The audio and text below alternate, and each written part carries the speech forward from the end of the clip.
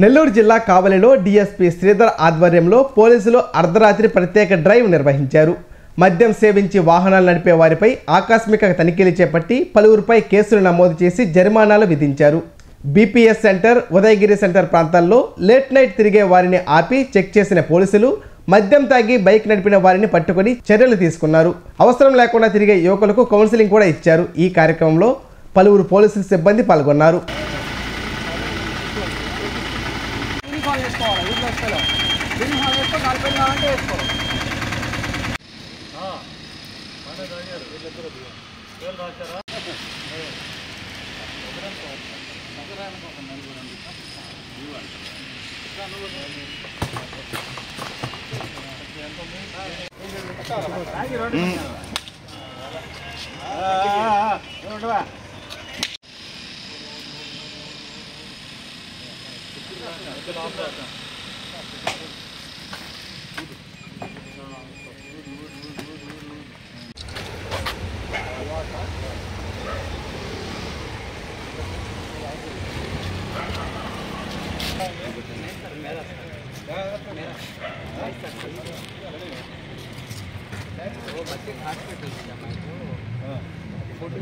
Water bottle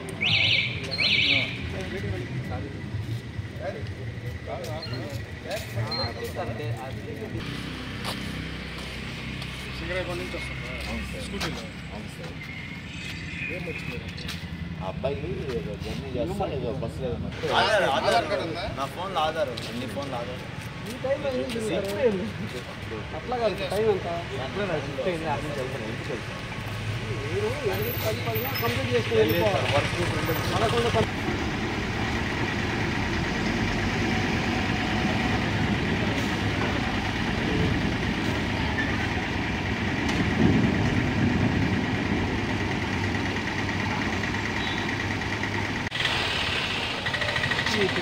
11 తిప్పాలి.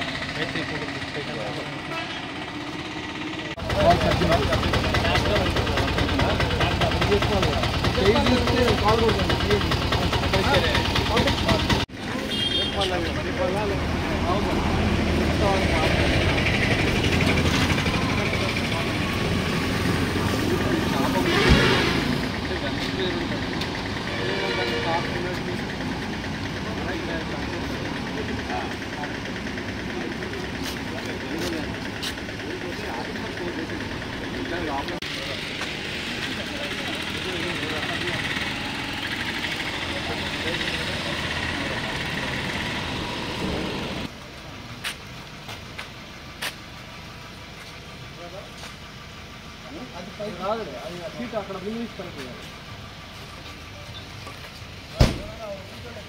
స్లోగా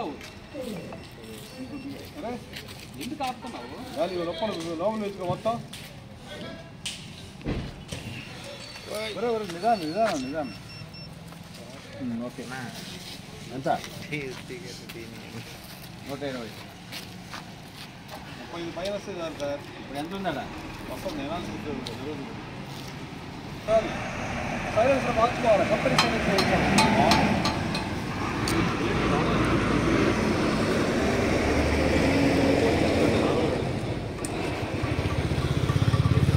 రాత్రిపూట జిల్లాలో ఎక్కడ కానీ అసాంఘిక కార్యకలాపాలు జరగకుండా ఉండేందుకు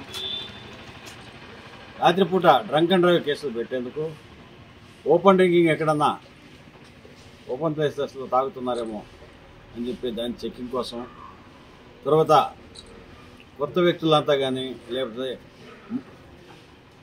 ఆల్కహాల్ తాగేసి రోడ్ల మీద రౌడీలు కానీ అసాంఘిక ఎలిమెంట్స్ కానీ తిరుగుతుంటారేమోనని చెప్పేసి ఈ చెకింగ్ స్పెషల్ డ్రైవ్ చెకింగ్ చేయడం జరుగుతుంది.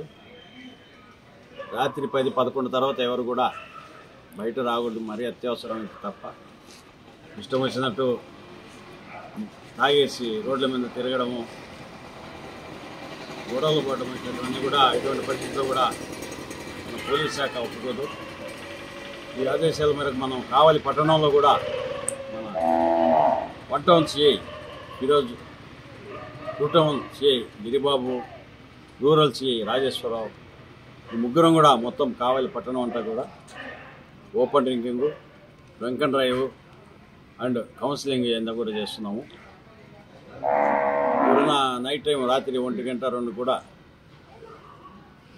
సరైన కారణం లేకుండా రోడ్ల మీద తిరిగితే వాళ్ళని వెంటనే అరెస్ట్ చేయడం జరుగుతుంది.